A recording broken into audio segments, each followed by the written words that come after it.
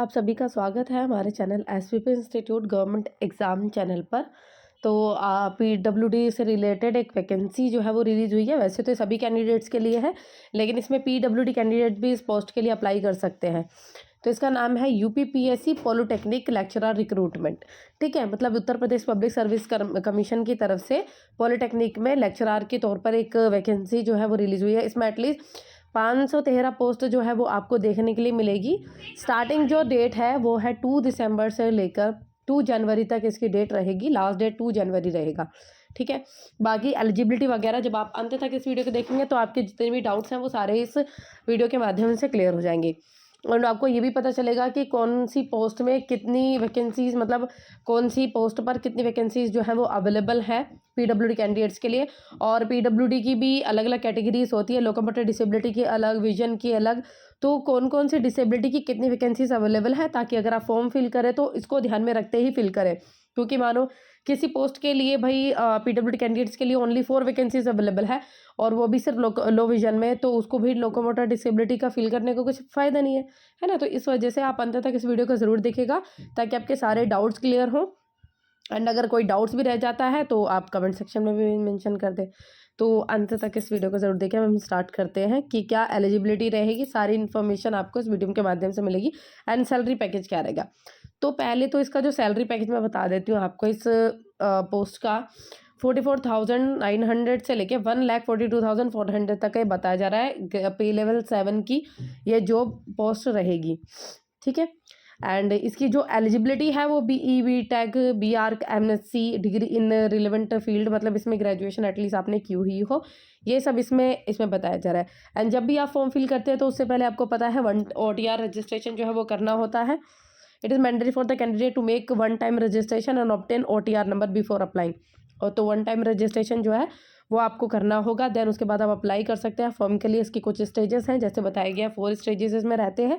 पहला है कि आप OTR के लिए अप्लाई करें। देन सेकंड स्टेज है कि आप एप्लीकेशन डैशबोर्ड होगी जिसमें आपको सारी डिटेल्स फिल करनी होगी। देन थर्ड स्टेज में आप, मतलब सेकंड स्टेज में सारी इन्फॉर्मेशन फिल करने के बाद में देन थर्ड स्टेज आता है। थर्ड स्टेज में फ़ीस कंफर्मेशन। जब आप फीस को कंफर्म करेंगे, फ़ीस फिल करेंगे, देन वो स्टेज रहेगा आपका। ओके, देन फोर्थ स्टेज में आप प्रिंट आउट जो है वो निकालेंगे। ये सारी डिटेल्स है।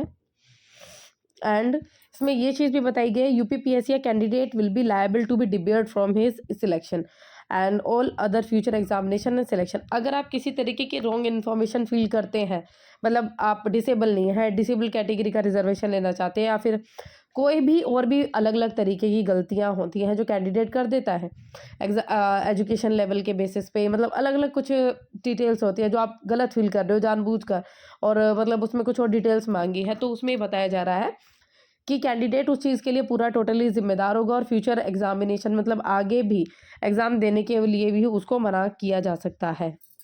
तो इसलिए आप अपनी इन्फॉर्मेशन फिल करेंगे तो ध्यान से फिल करिएगा।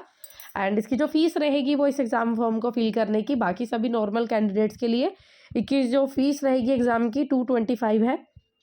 SC ST कैंडिडेट्स के लिए इसकी जो फीस रहेगी 105 रहेगी। एंड PWD कैंडिडेट्स के लिए इस फॉर्म की फीस रहेगी 25 रुपीज़। एज है मिनिमम 21, मैक्सिमम 40 ईयर्स एज रहेगी। एंड बाकी एज रिलैक्सेशन इसमें कैटेगरी के बेसिस पर है ही। रिटर्न एग्जामिनेशन होगा, मैं आपको बता देती हूँ कि आगे मैं आपको लेवल्स बताने वाली हूँ कि कौन कौन से एग्जाम्स हैं। एंड रिजर्वेशन आपको इसमें मिलेगा SC ST EWS and freedom fighter PWD candidates and skilled players of the qualified classified games and ex serviceman, इन सब के लिए रिजर्वेशन है। अब जो जो पोस्ट इसमें लिए अवेलेबल है और उसके हिसाब से आप एजुकेशनल क्वालिफिकेशन देखिएगा, क्या एकेडमिक क्वालिफिकेशन मांगी गई है। Lecturer engineering technical branches government polytechnic and leather institute NRIPT, तो इसके लिए इंजीनियरिंग टेक्नोलॉजी, तो मैकेनिकल इंजीनियरिंग का रहेगा इसमें, इलेक्ट्रिकल इंजीनियरिंग का रहेगा, civil engineering, electronic engineering, chemical engineering, बाकी इधर भी आप जैसे leather technology, instrumental and control. तो इन सब के लिए जो आपकी एजुकेशन लेवल रहेगा, आपकी जो क्वालिफिकेशन रहेगी BE, BTech, BS in relevant discipline as relevant approved with first classes के साथ आपने एग्ज़ाम पास किए हो। देन आर्किटेक्चर के लिए भी आप इसके नीचे डिटेल्स देख सकते हैं कि आर्किटेक्चर के लिए क्या क्या आपको इन्फॉर्मेशन, मतलब क्या आपकी क्वालिफिकेशन होनी चाहिए। देन वर्कशॉप सुपरिटेंडेंट की है। ठीक है, एंड आपका आ जाता है फिर another point that is lecturer non lecturer है बट नॉन इंजीनियरिंग पोस्ट से government polytechnic, government leather institute, northern regional institute of printing technology, science and humanities. तो इसमें आपकी physics, chemistry, English and mathematics होनी चाहिए। इन फर्स्ट क्लास में आपने master degree की हुई हो इन appropriate subject with first class and preferential qualification, minimum period of 2 years in territorial army, ये सब चीज़ें मांगी गई हैं इसमें। देखिए इसमें आपको सीजीपीए के अकॉर्डिंग बताई गई है कि काफ़ी कैंडिडेट्स कहते हैं कि भाई उनकी इतनी सीजीपीए तो क्या परसेंटेज बनेगा। तो जैसे आपकी जो भी ग्रेड पॉइंट रहेगा तो उसके अकॉर्डिंग आप अपनी परसेंटेज देख लीजिएगा, ये परसेंटेज रहेगी। जो पीडब्ल्यूडी कैंडिडेट्स हैं उनके लिए जो मैक्सिमम एज लिमिट है वो 55 ईयर्स है। जैसे नॉर्मल मैक्सिमम एज लिमिट होनी चाहिए वो 40 ईयर्स होनी चाहिए, लेकिन पीडब्ल्यूडी के लिए ये 40 ईयर्स 55 ईयर्स रहेगी। ओके, देन और भी है इसमें नेगेटिव मार्किंग रहेगी 0.33, इसमें नेगेटिव मार्किंग है। SC/ST के लिए भी बताया जा रहा है कि एटलीस्ट 35 मार्क्स परसेंटेज आपके आने चाहिए। जो टोटल मार्क्स है इफिशिएंट मिनिमम इफिशिएंसी स्टैंडर्ड है SC/ST कैटेगरी के लिए, वो इसमें बताया गया 35%। एंड जो अदर कैटेगरीज है, अदर कैटेगरीज में फिक्स कर रखा गया है कि आपकी एटलीस्ट 40% होनी चाहिए। सच candidate shall not be placed in merit selective they have secured less than 40%। अगर आपके 40% से कम मार्क्स हैं तो आप मेरिट लिस्ट में नहीं, आपका नाम जो है वो ऐड रहेगा। देन आप इसके जनरल इंस्ट्रक्शन देख लीजिए क्या क्या चीज़ें हैं। अब मैं आपको पीडब्ल्यूडी कैंडिडेट्स के लिए फॉर्म दिखाती हूँ, क्या फॉर्म फिल है। देखिए फॉर्म सेकंड रहेगा जो कि सर्टिफिकेट ऑफ डिसेबिलिटी के लिए है। ये देखिए सर्टिफिकेट ऑफ डिसेबिलिटी के लिए फॉर्म सेकंड रहेगा certificate of disability in case of amputation और complete permanent paralyse of limb और ड्वार्फिज्म और in case of the blindness. तो उस केस में ये वाला फॉर्म जो रहेगा, ये वाला सर्टिफिकेट रहेगा आप लोगों के लिए।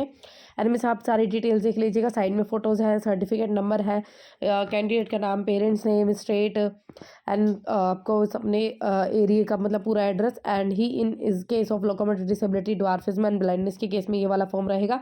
देन सिग्नेचर रहेंगे, seal of medical authorities, doctors, members, ये सारी चीज़ें।